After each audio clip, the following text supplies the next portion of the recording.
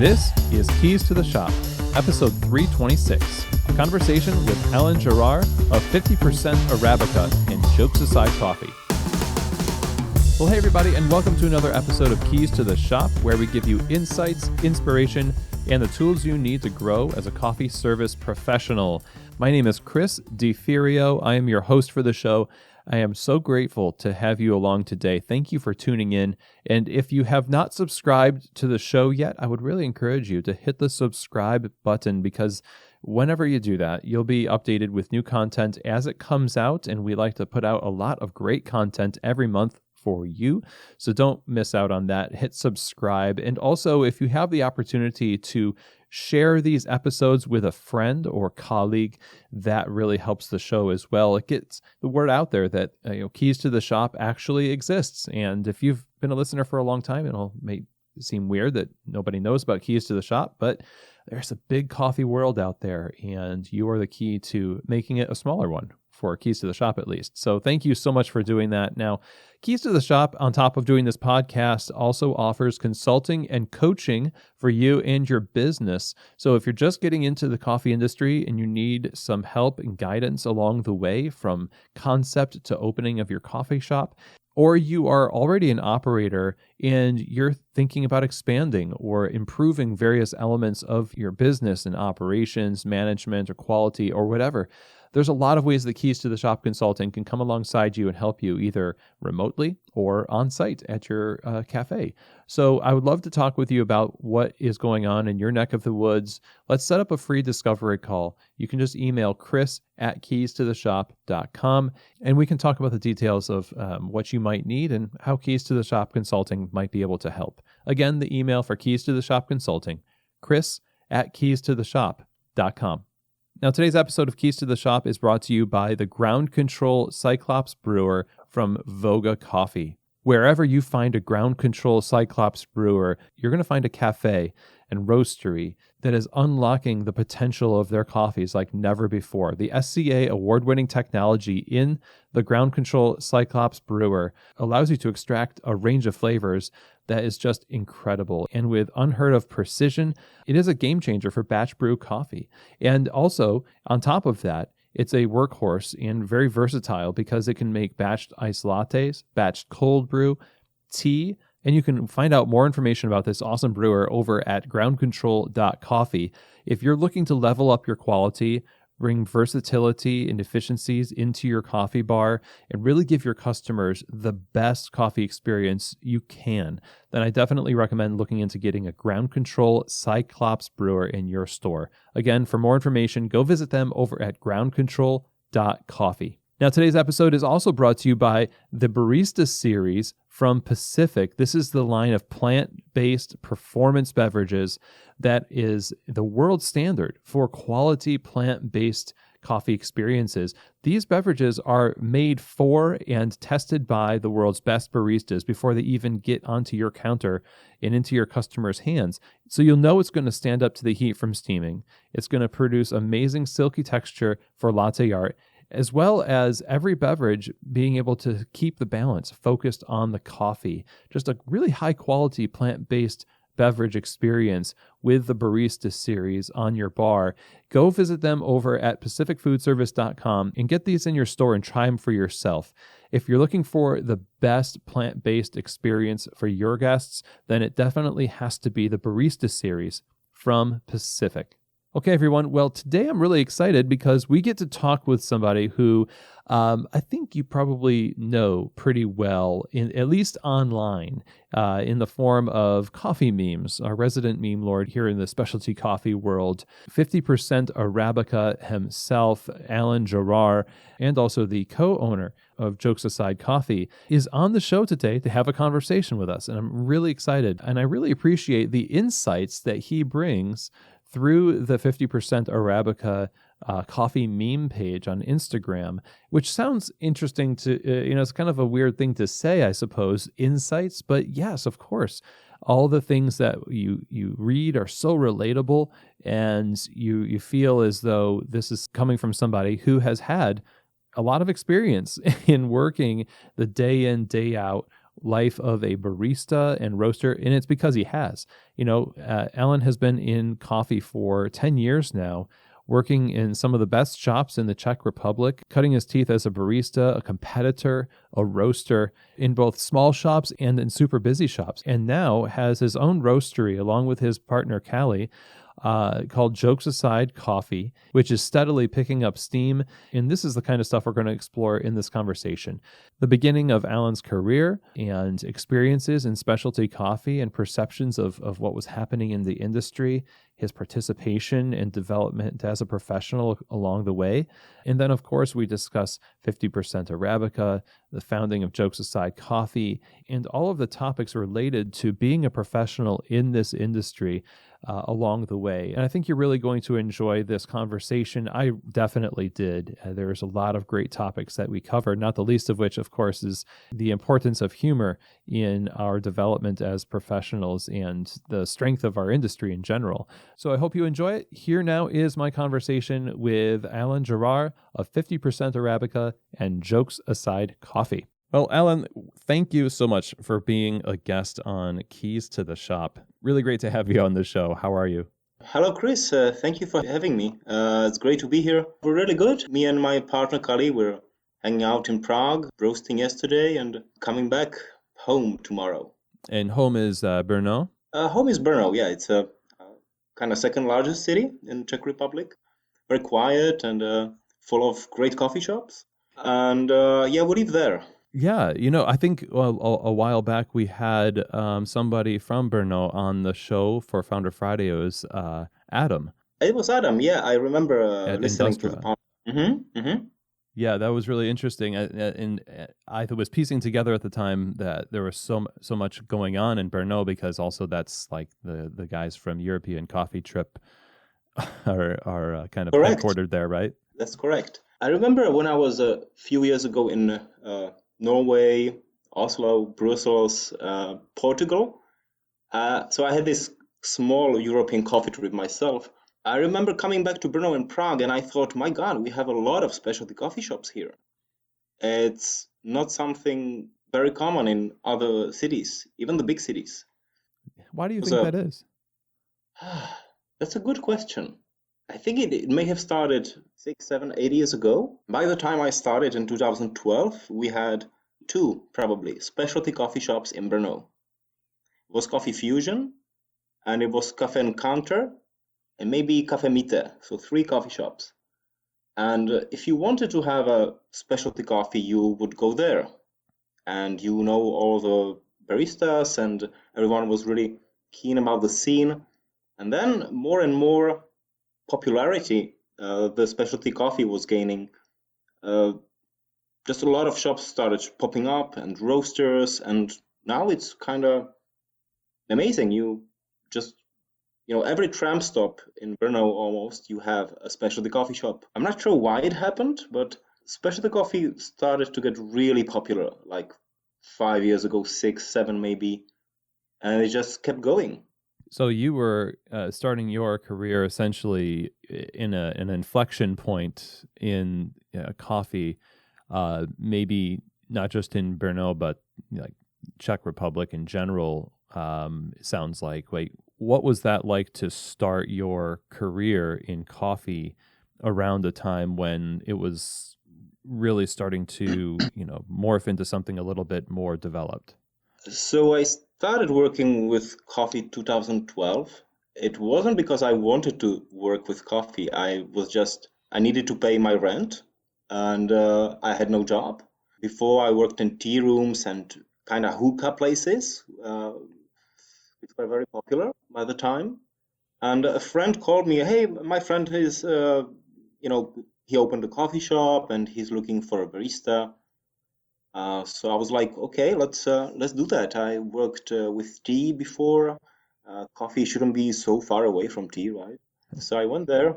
We had a conversation. I ordered a lungo, and it was really nice. And I drank it black, although I almost wasn't drinking coffee by the time. Just occasional, ristrettos. So because I had an impression that it's really cool to drink small black coffee. Uh-huh. Usually from some dark roasted blends, which were very popular back then. And he explained that, yeah, we're a small coffee shop downtown, literally under the Church of St. Michael's in Brno, which is a beautiful building. And the coffee shop was in the basement of the church, still accessible from the street, though, without taking stairs down. Really beautiful. That was very appealing to me. And then he explained, we have a local roastery roasting for us. And I'm like, oh my, they roast coffee in Brno. It was a Italian style, not so dark though. They did blends, Robusta with Arabica, 50-50, some single origins. So I got into it and I had great training. The barista from that roastery came the other day just to introduce me into the workflow and, what does it take and stuff like that. Just taking someone who has no experience working in coffee and making them into a barista. That was his task. I had a book from Petra Vesela, the later head judge of the World Barista Championship. She wrote a book about coffee. And by the time it was available on the market. And it was so complex. I was just going through the first chapter and it was about, growing coffee and picking the ripe cherries and then processing, drying. I was stunned. And then we had a training. The barista came. I was really hyped for, taking the training. I didn't touch anything because he was talking just 2 hours about the hygiene around the coffee machine. Like, you should take this cups by the handle and you should maintain your coffee station clean and everything should be shiny all the time and purge some water from the group head every time, clean this, clean that, weigh this, re-weigh that, smile, do this, keep everything clean, the bar should be clean, shiny. And if you have all of that, you can start making coffee. And I was amazed by that. I really loved that, like the attention to detail, the hustle, the niche. Everything was there. What sounded at first like a temporary job took out of financial tough situation or desperation, if you will, started turning into a passion immediately. Wow. So the introduction to coffee was quite different than tea.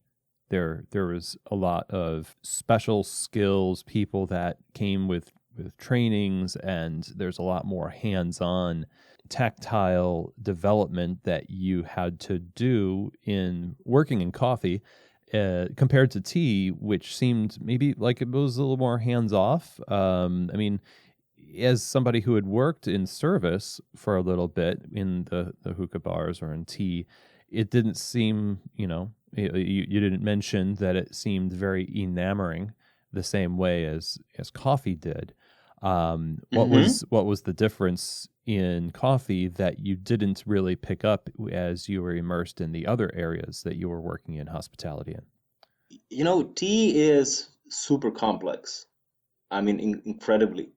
But maybe it's a combination of personal attraction to certain, products and jobs.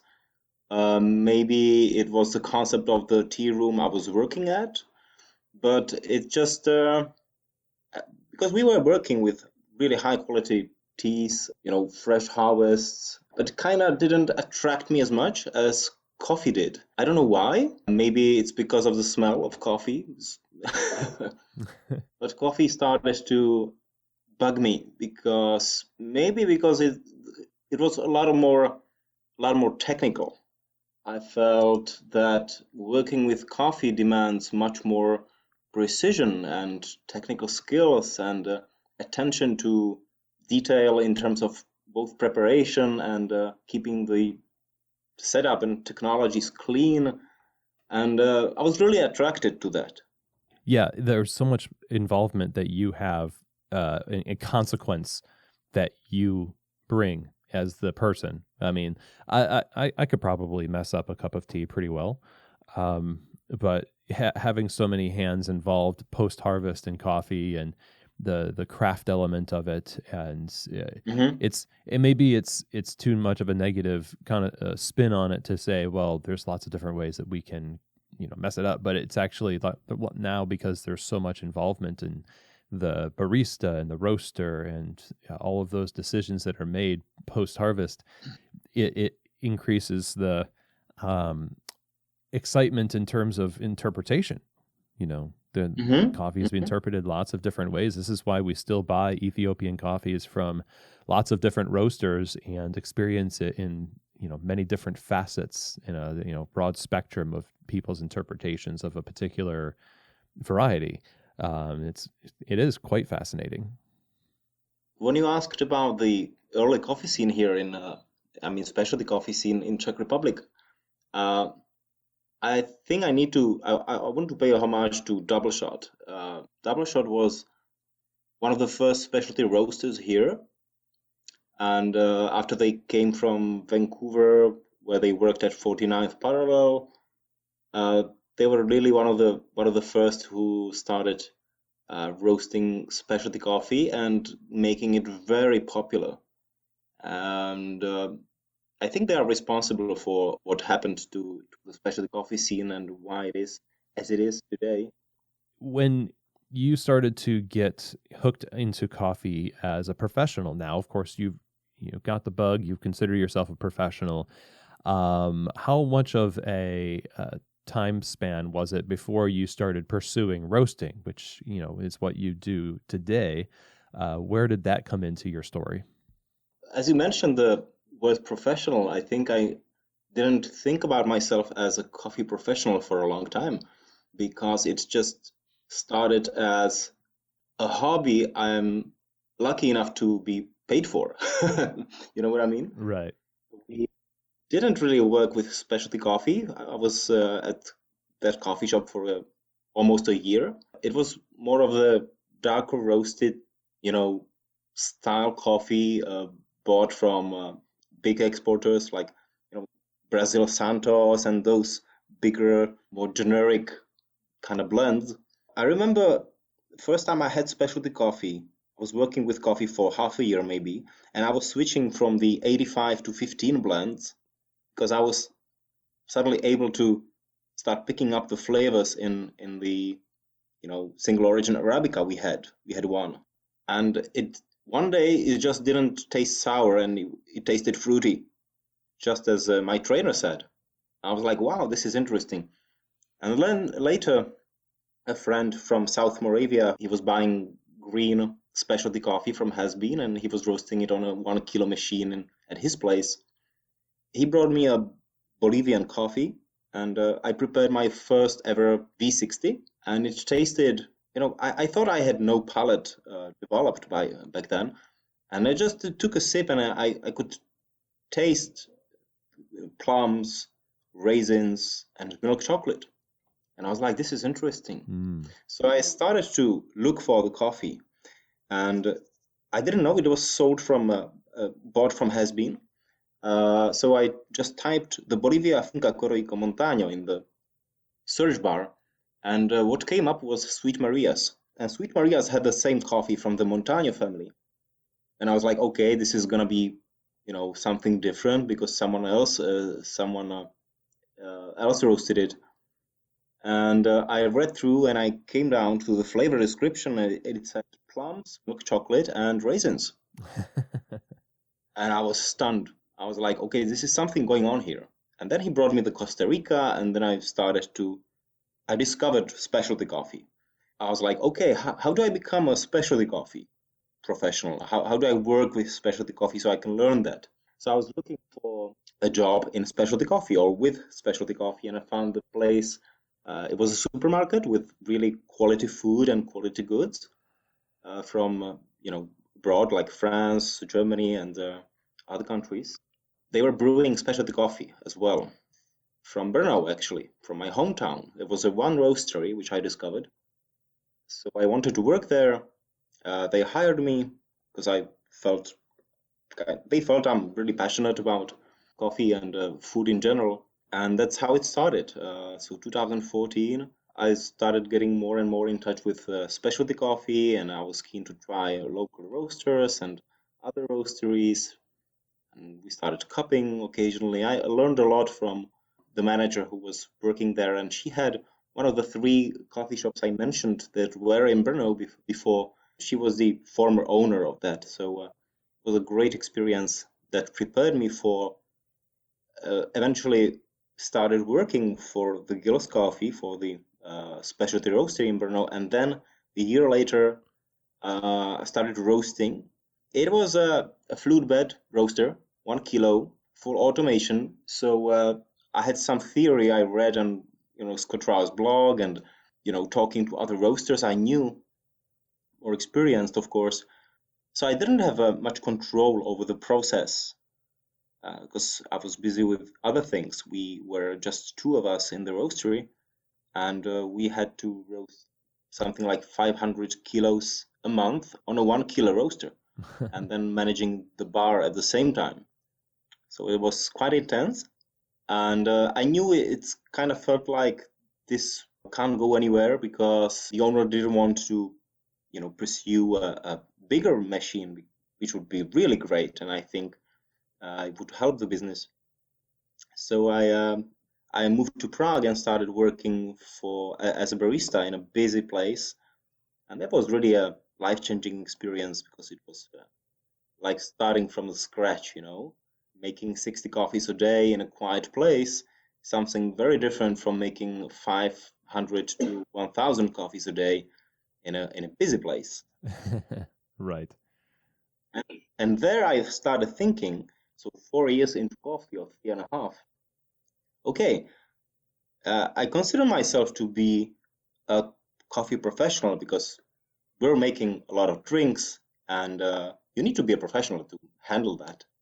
Oh, no doubt. I mean, you're having gone through a lot of different shifts and changes in your career to that point where now you see it's pretty obvious you're a professional and you have the skill sets where you can go and do that kind of work in Prague. And I imagine that even though you didn't have the kind of control that you knew you could have or maybe even wanted on the fluid bed machine, having the ability to roast and on extract the coffee that you roasted on the same bar, I wonder if that experience kind of how it developed your sense of the whole cycle of quality control, or developing an early sense of how you as a roaster impact the final product, because now your hand is involved in all of it and not just in the preparation part.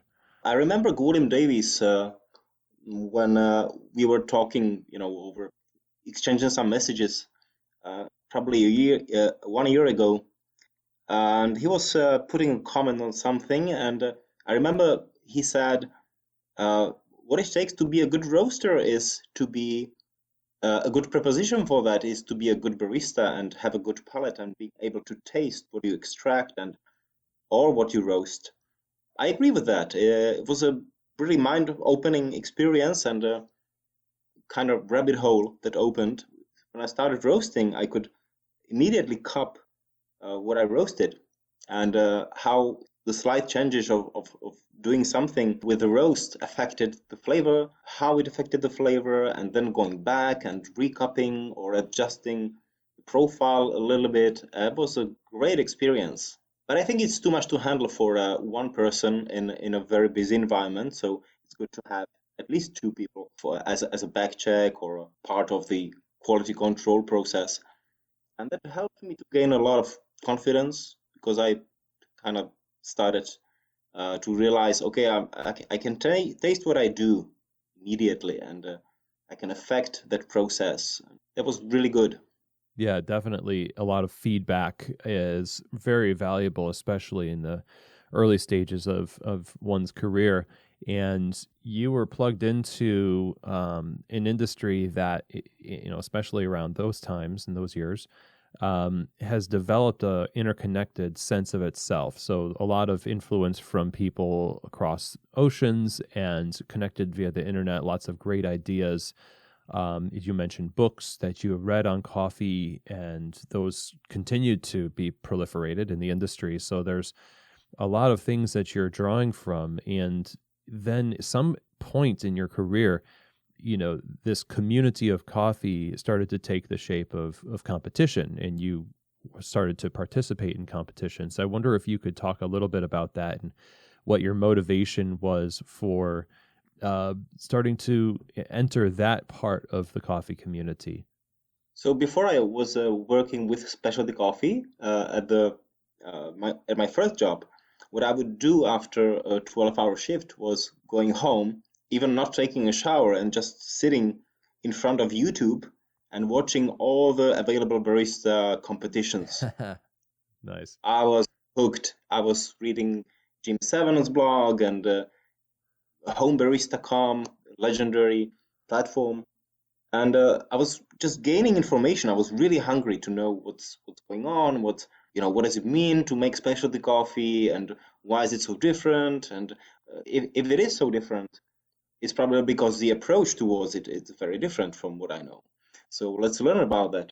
And I remember implanting an idea into my head that being a professional means doing as good service and everything related to it as I see on the video from the World Barista Championship. When I see a performance of someone, I was really attracted to that. Like, okay, how can you smile for 15 minutes and being able to talk about all those things and pulling out a great shot and being really quick during that. So I wanted to try that.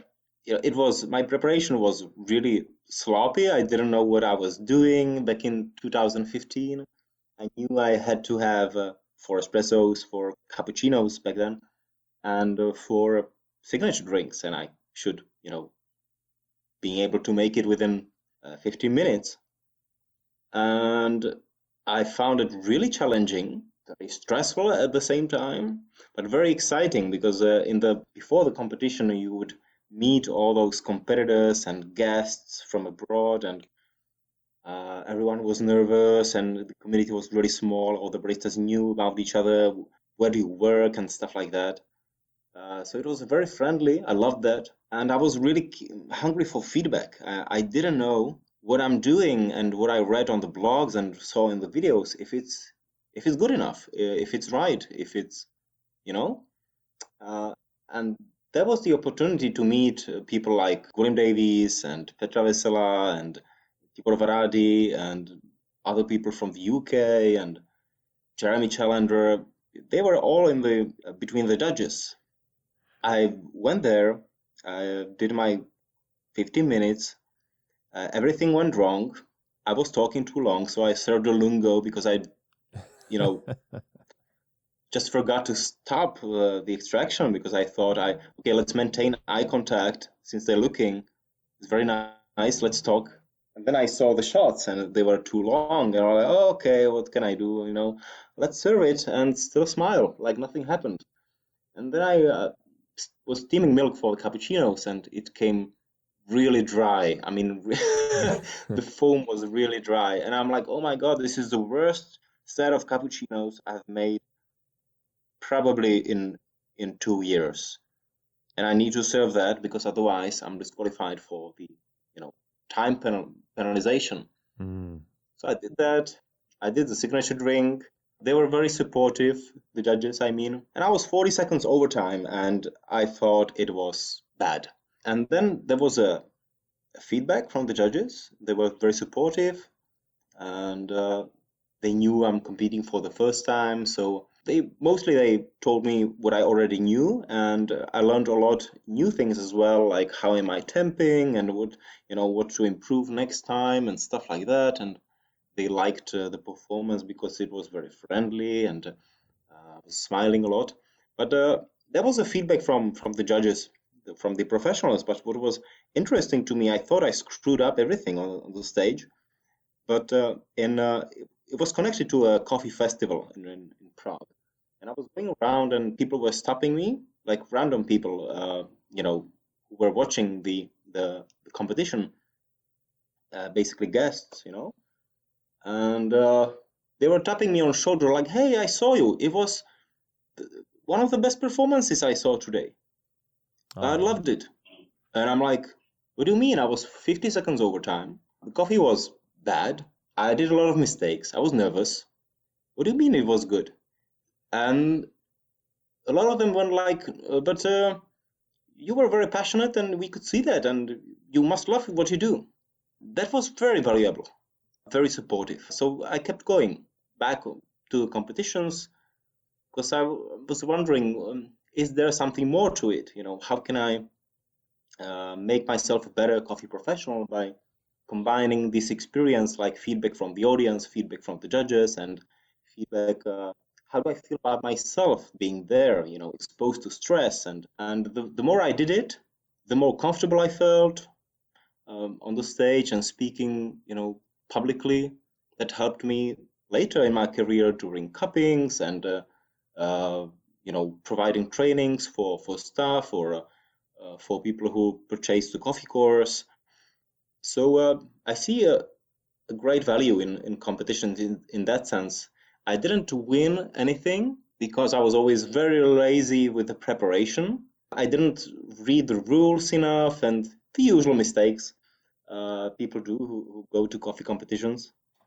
But still, I enjoyed it immensely. That's really interesting, the feedback that people give about their perception of the performance as a observer versus what you know about your performance and the ideals that you had for yourself and things related to your extraction and that feedback of how you were passionate about it is on the face of it, you might think, oh, I don't know how valuable that is because you could be passionate and serve bad coffee. But a lot of what motivates you to get better at serving great coffee is kind of your passion for what you're doing that will push you past certain personal hurdles that you have to that don't just exist on the stage, but they also exist in the daily life of working in a coffee bar. Because as difficult as it is to do a 15-minute performance in competition, the constants and energy that it takes to do a very good job for a long time as a coffee professional in the real world is unmatched, and that's the kind of thing that does require you to sort of get to know yourself a little bit more, so that when the hard things come, you can fall back on a little bit more self-knowledge than you might have had, had you not decided to put yourself out there, so to speak. That's totally true. I agree with that. Also, I'm thinking about competitions. Like, I didn't really, over the decade I'm working as a barista, I didn't have 4 guests that would come into the coffee shop and ordered espressos, milk beverages, and signature drinks, and I should be able to make it in 15 minutes. You know what I mean? It's the setting and the rules are kind of not very realistic and applicable to coffee shop realities and coffee shop operation on a daily basis. But still, I was able to pick up a lot of things. And for example, the competitions trained me how to temp very flat and how to have a very quick workflow around the grinder, because I was losing a lot of seconds during the puck prep. And as I was drilling this part of the thing, I would go to the roastery at 4:30 a.m. just because I wanted to nail it before I was opening at 7:30, and that improved immensely. So I became a better barista because of competition, definitely. You've got all this experience in with competition. You're familiar with the community. You're familiar with specialty coffee, and you're familiar with yourself as a professional as you participate and go through the common challenges that baristas and roasters and others in the industry. We can commiserate about different things that happen in the shop and in the roastery. And I'm curious about how your perception of the industry shifted as you became more intimately familiar with it. Because at first, we start with a lot of just starry-eyed wonder about coffee and about coffee shops and what it's like to don the apron and et cetera. But then we start working in the industry, and sometimes there's realities that don't necessarily line up with what we wish the ideals would be. So how does your perception of the industry shift as you became more familiar with it in positive ways and maybe even in some disappointing ways? That's a super complex question. I think it's difficult to answer that really objectively because I was changing, the industry was changing at the same time, and I had some assumptions about certain things within the industry and within the teams where I was working at. So it's kind of a mix of things, but I'll try to answer that as honest as I can, of course. As I was getting more into specialty coffee and I was gaining confidence with certain aspects of my skill, and of course tried to develop them more, it was obvious already 5 years ago that the industry is getting bigger and wider and more diverse and accessible, and everything was suddenly available. 10 years ago, there was one place in Brno where you could find, let's say, coffee from has-been from England. And now there are like 4 or 5 coffee shops where you can buy it all week long, all year long. So this was happening, and also the different approaches were shaping us as baristas and me as a barista. What I mean by that is, let's say Matt Berger or someone else could write a blog post, or James Hoffman released a video, and the next day the whole world started to doing that and implement that behind the bars and in the roasteries. Right. So it kept, internet just pumped a lot of dynamics into the things, a lot, and competitions as well. Different coffees, new grinders, everything went really quick, I think. I feel like it's 10 years and it feels like few seconds. Certain aspects of the things, of the industry, of the job, I didn't like was really long hours for not good money. This is the basics for me. I mean, I can speak about loving specialty coffee, loving the craft and everything, but in the end of the day, it is about getting paid for it and feeling that I'm paid well for the effort I'm putting in, right? Often I didn't feel that, so I was looking for alternatives, like going to work for someone else or asking, the management or the ownership for a different position, maybe. And I still kept this desire of opening my own roastery and shop. And that was just, building up over the years. So I knew it was inevitable to to do my own things, because then I would be the only one to blame if something went wrong, which is very comfortable, and I can take that. And also, I would enjoy the joy and the happiness of doing things good.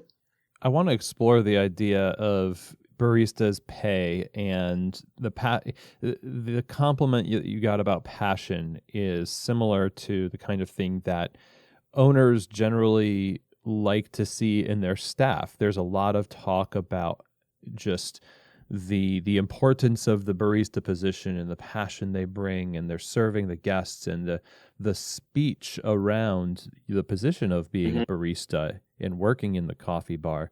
It's very, very rich, very heavy, laden with positive words and stuff. But then the financial compensation is extremely impoverished. And the question is always kind of, well, do you really mean what you say as an operator, for example, setting up a business? Do you mean what you say about the importance and the crucial nature of the staff role? Because in reality, in the practice, it doesn't always seem like it lines up with the kind of words you're using to describe the position. The thing is, often the pay doesn't match the level of expertise the baristas have here. I think it's a worldwide trend. The minimum wage here in Czech Republic is something like $4.55 per hour. I have a lot of friends, colleagues who were just living like students in their mid-30s because it was easier just to have 4 or 5 roommates. just so we can split the cost of living into 5 people. And then on the other hand, we talk a lot about the passion and how we love the industry and love doing the job. And it's a very complex topic. I mean, the industry is evolving. There are more coffee shops opened, more specialty coffee shops opened, more roasters on the market.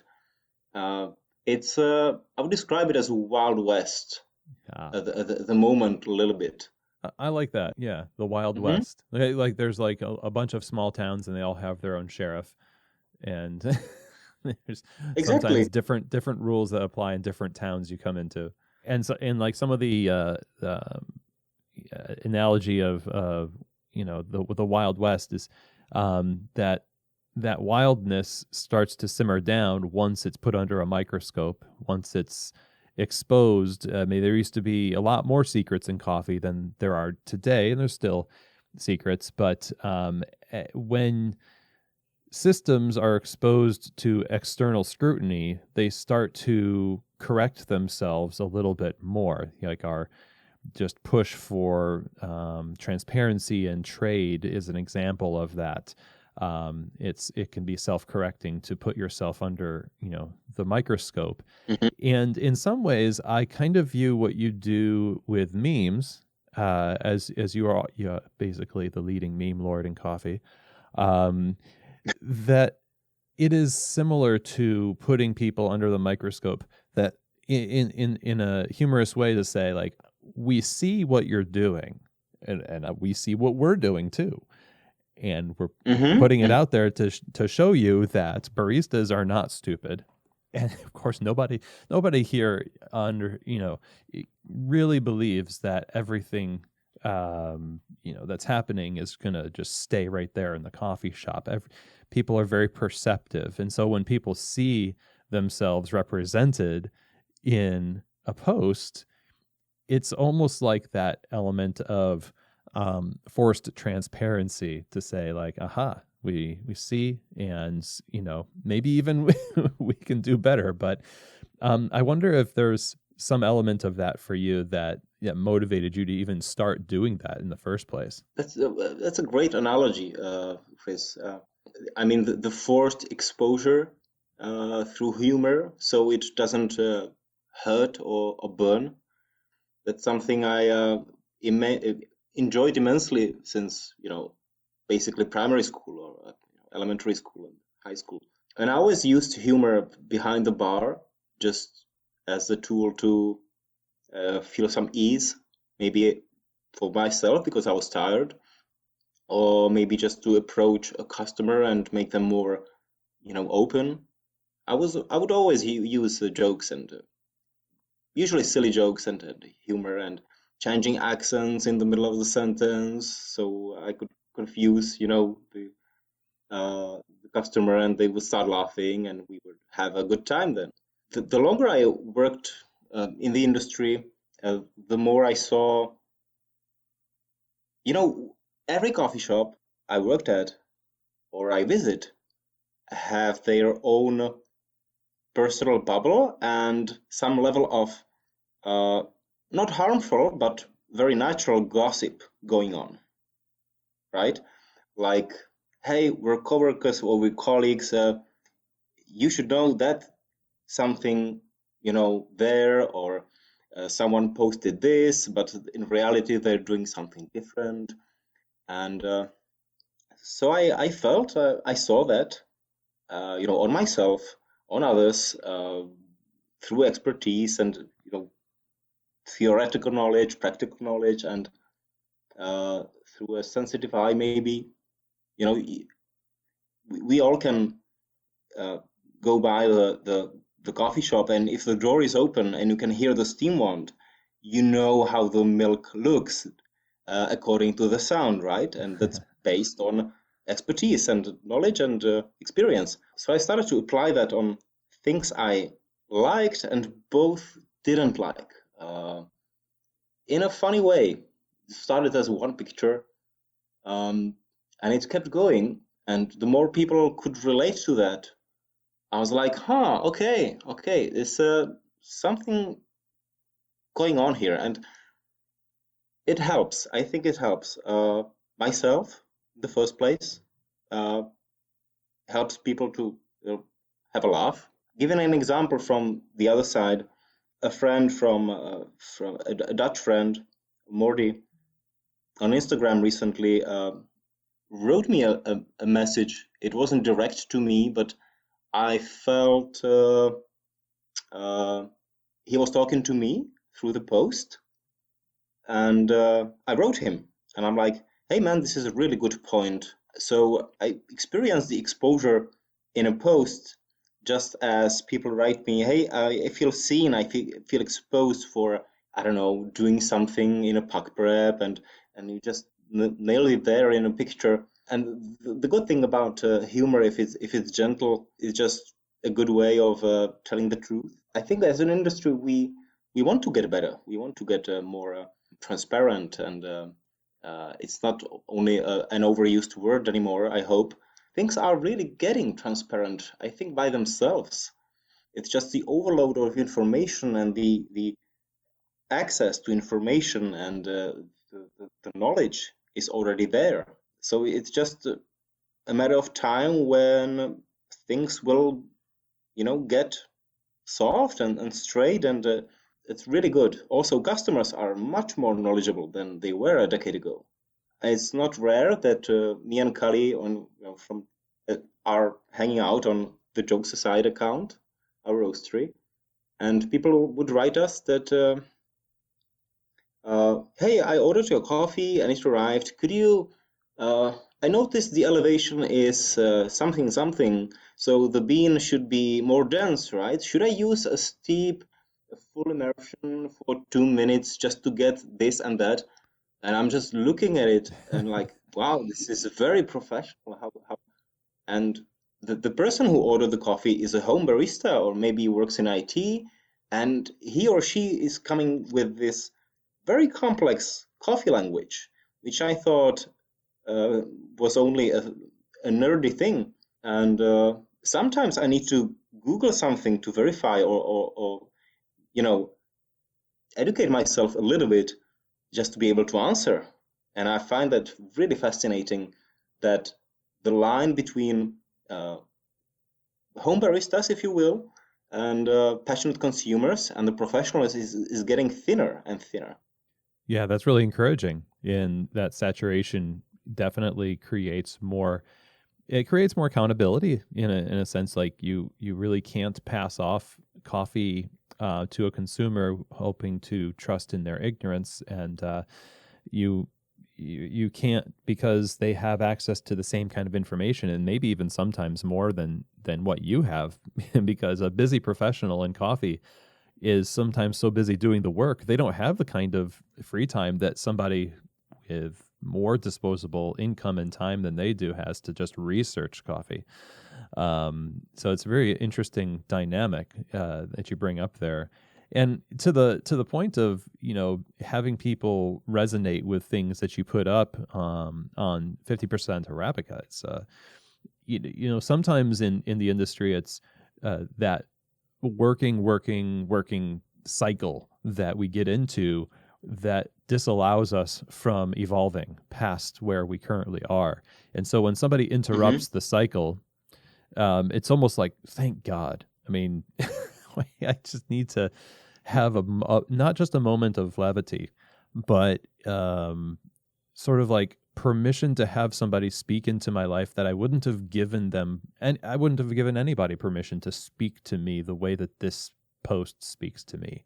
In fact, if somebody had actually articulated that to my face, I probably would be offended. But the way that this operates in such a slippery way is to help people accept the kind of feedback that their busy life and maybe their ego wouldn't even allow them to. Really good points. Also, just I don't want to give the impression that people shouldn't picture me as some kind of Zen guy who only makes jokes. Dude, no, I get irritated. I got used to get irritated a lot. I mean, about maybe just from work overload and just ignoring the fact that I need a rest or something. But I would, you know, mm, put that in the memes, my, laughters, frustrations, whatever was around, and I basically used it as therapy at the same time. No, that seems very appropriate. And that's what makes it so great. And I notice a lot more accounts like that kind of popping up as a result too. So you kind of started a trend, but I think really put the gas on it a lot. Well, speaking of gas, I did want to talk a little bit about JokesAside and how you've evolved in roasting to start your own business. You mentioned about how eventually you knew you had to start your own business because you wanted to have that control, but also be, able to know that it was your successes and your failures were all your own. So when did that happen? And how has it been going so far compared to your experiences working for other people's companies? It was a long time dream, which I didn't have. I didn't have the confidence to start anything like that because I don't understand a lot of things. I understand coffee a little. I love it. I am passionate about it. I love to train people and things directly connected to coffee preparation, extraction, shifts, managing the coffee shop. But I have no experience with, money, and I'm terrible with money. You know, I don't understand how it works. What should you do? What papers you need? And so I suck at that. And as soon as I met Kalli, my partner, almost 2 years ago, I learned that she has her own coffee shop in Brno, Faine Coffee, and she and Sasha, her colleague, the co-owner, they're the owners of the thing. So when we met and we started talking, of course, about coffee, uh, just a note aside, I always thought that having a partner who also works in coffee would be a disaster, but it's the greatest thing actually that happened because we always talk about coffee and we never get bored. Um, and she would be like, "Yeah, we need to open one more coffee shop, and we need to roast." And together we have all the knowledge we need, and contacts and connections and people who might be able to help.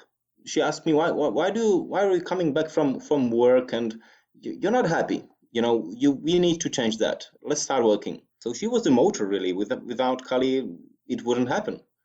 So we started to make the decision making was from August 2020, I think. We knew we want a roastery. We knew we want a new coffee shop. We just didn't know. Will it be in Brno? Will it be in Czech Republic? Shall we move to South Greece, where she's from? There are no specialty coffee shops almost in South Greece. So that would be a new territory and a new market to explore. And I'm like, why not? I can. I love the sun. I love the food. I love you. Let's do that. It didn't happen because of COVID, of course, and of course because of the responsibilities she has towards her own shop. We purchased a space in Brno.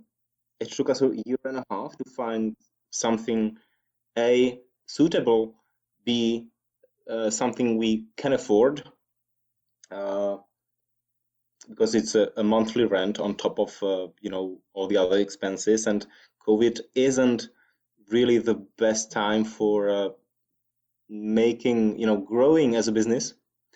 I think we can all agree upon that. We kept going. I kept going to work, and we were working alongside our daily jobs on that. So making a website, making a shop, thinking about the design and about the space and about this and that.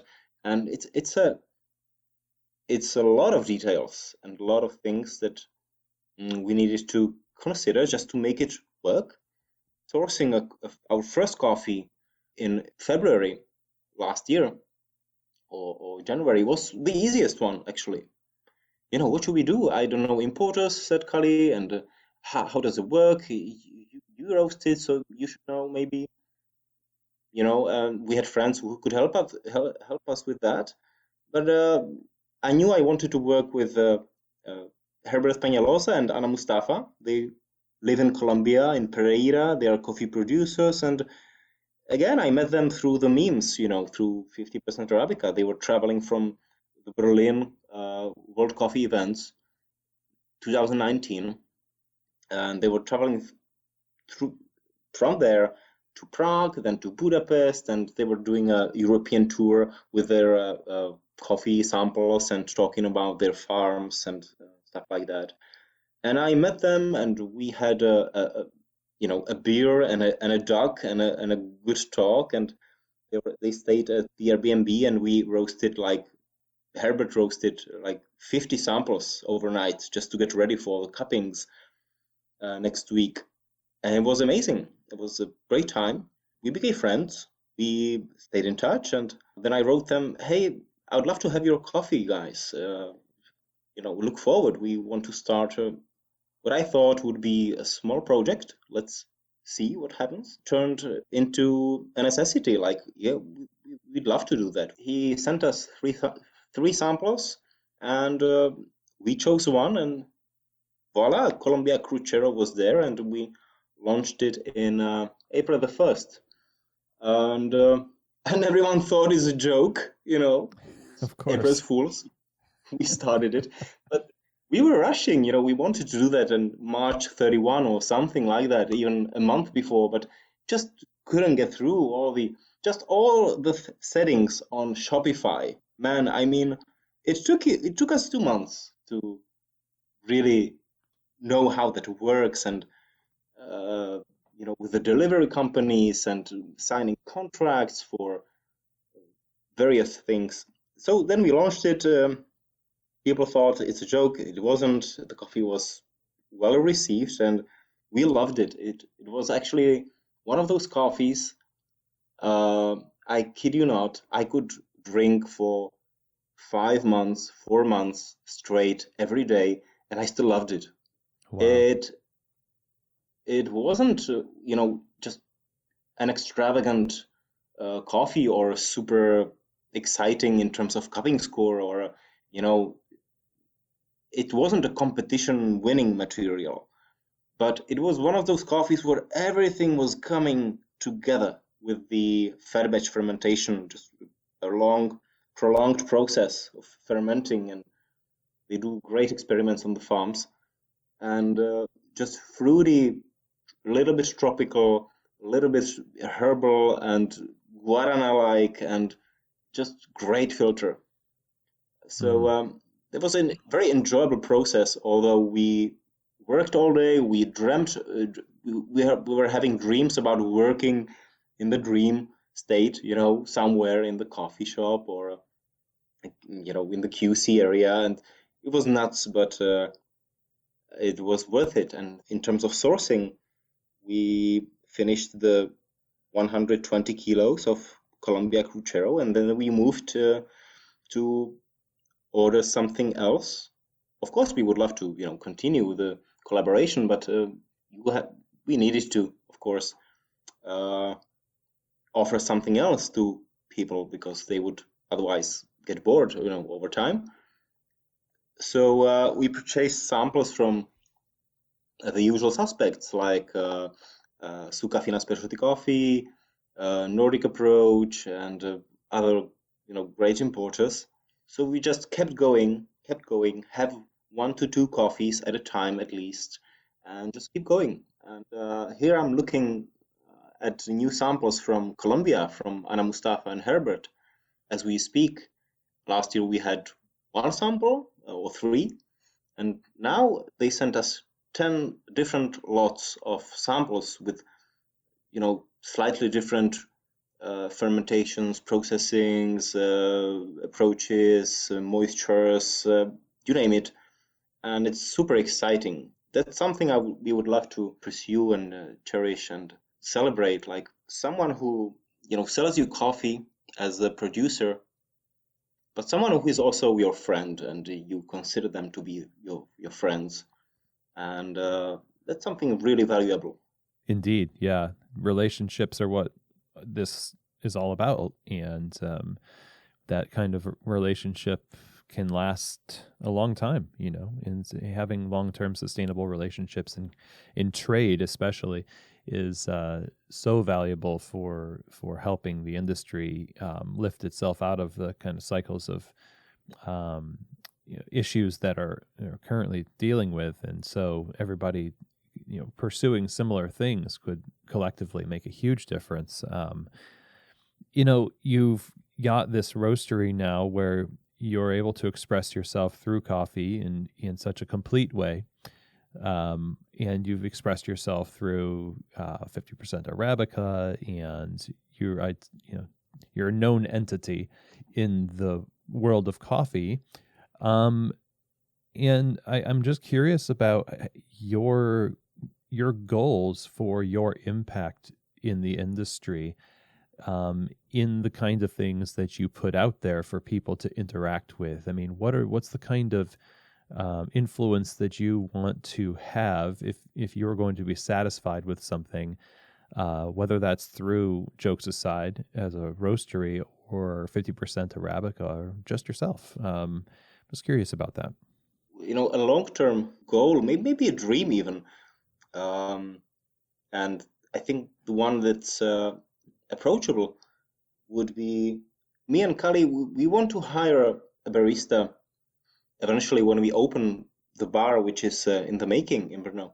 So we want eventually to hire someone who is a professional barista, and we will train them, and we want to give them a living wage and more, and with no excuses around and stuff like that. That would be really the goal, to give someone some stability in terms of finances and the feel of comfort we maybe didn't have as baristas when we started. And it wasn't easy to go in depth and some things that just constantly worrying from paycheck to paycheck whether I'm gonna be able to make it. And we experienced that for years. So that would be something we can change and at the moment. And in terms of the roastery, I already said that, like cultivating really good relationships. And I would rather have one fantastic relationship with a producer than having 20 relationships with people I don't know much about. So this is kind of the direction in terms of long-term goals, and I think they are realistic. Yeah. Again, relationships and making a difference in the direction that you've experienced, the things that you don't want to perpetuate. In now that you're in the position of ownership, you definitely want to move things forward and not repeat the same things that you experienced growing up in coffee. Having the experience that you have now, as we wrap up here, I was wanting to know, because there's so many people who identify with the things that you're talking about, the topics that are referenced through memes and posts, and they resonate with the ideals of your roastery, etc. People want to have a fulfilling career in coffee. They are passionate about what they're doing and the industry and what it can be and maybe what they can be in it. What would you say to people in order for them to kind of step out and create that reality for themselves to have a fulfilling career in coffee? I don't know if I have a correct answer to that, but I will provide what I have. I'm still in coffee because it's all I know. You know what I mean? Yes. I'm not good with I'm not a good carpenter or a builder or a marketer. I'm good with coffee and I love it. I enjoy it. That's why I want to work with it because the line between going into work and having a hobby is getting thinner, and I like that. It's always separate, of course. Having free time and being at work are two different things, regardless how much you love the job. But the line is getting thinner, and I like that. Also, as many coffee professionals or people, it's just getting part of your personality and who you are. I would say people should do what they love and pursue that. And I was changing workplaces every 2 years, maybe, because I was hitting the wall always, not necessarily where I was working at, but maybe within myself as well. So I was always changing, companies and bars just to evolve, just to find more space, fresh air, because I wanted to stay in coffee. That doesn't necessarily mean that one should work with one company for the rest of their lives. It's just looking what's the best possible option for me, what's the best possible thing I can do with what I know, and um, to just be happy. Humor helps that, good mood helps that, uh, good drinking and eating habits help that as well. Yes. Good sleep helps.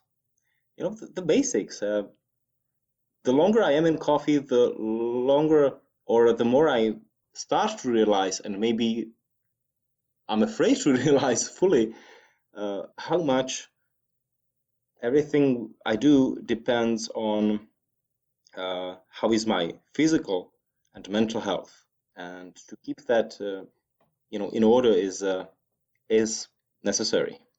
Oh man, that's 100% true. I mean, you can't love coffee more than yourself, and you gotta take action in that for sure. I will tell you, the years of not doing that definitely catch up with you later on in life. And Absolutely. humor especially too is I mean, you take yourself seriously to stay enough to stay in coffee and hang on and ride it out and be patient, but not seriously enough to hate everything about it, and just take yourself with a grain of salt. That's Hmm. so key. Yeah, I'm glad that you bring that perspective to the industry, and you've done. Um, the beauty of the internet and putting stuff out there is that the ripple effect is you can't fathom it. You can't understand exactly how much of an impact that you've had, but I know for certain that your work has impacted so many people in a positive way. And so I'm really thankful for you. It's also just getting to know you a little bit on this show. It's been really fun. It feels silly to ask, but I guess where do people go to learn more about you and also to buy your coffee? So if you wanna talk to me or talk to us or meet me, and actually a lot of people do like write me, hey, oh, I just remembered one almost crazy story. I was someone from Instagram who I'm exchanging messages with, a follower of the account, wrote me that I'm from India and I will be in Europe in spring and summer. I want to go to the coffee course, which you lead. And I was like, wow, man, that's amazing.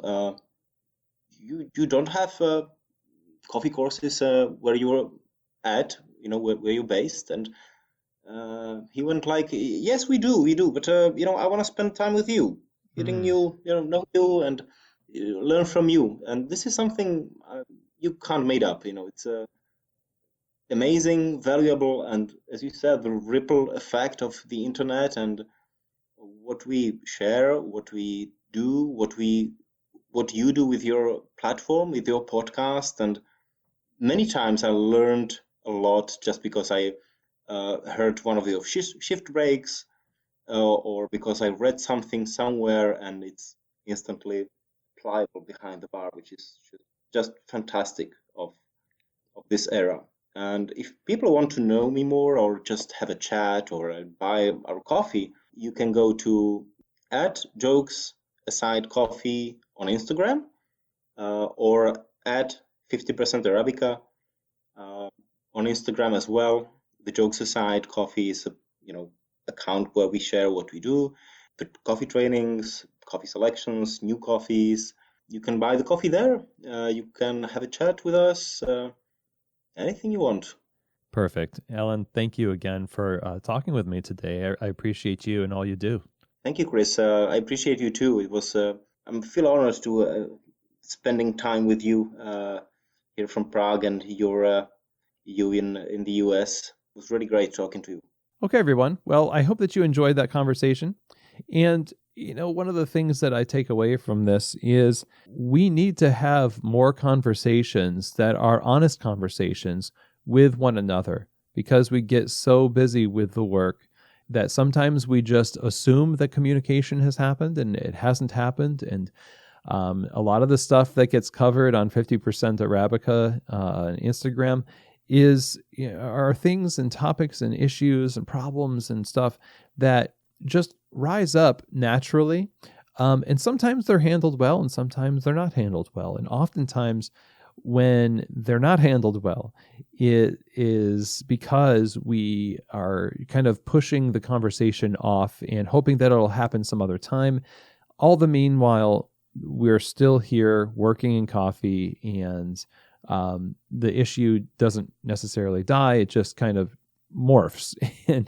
And how these topics and issues in coffee are addressed determines whether they're going to be opportunities for growth or whether they're just going to be another step in the direction of burnout or something else. So that's why I'm so thankful for what Alan does with 50% Arabica, and I'm so pleased to have had him on the show. So a big thank you, of course, to Alan Jarrar for joining us on Keys to the Shop.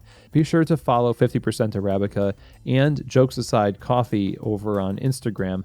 And, of course, don't forget to check out the website JokesAsideCoffee.eu to buy some delicious coffee and keep updated with progress of their coffee bar and production space as that happens. So if you have any questions, comments, or feedback from me about this episode or any other episode of Keys to the Shop, please do email me, chris@keystotheshop.com. It's also, of course, where you can reach out for Keys to the Shop consulting, chris@keystotheshop.com.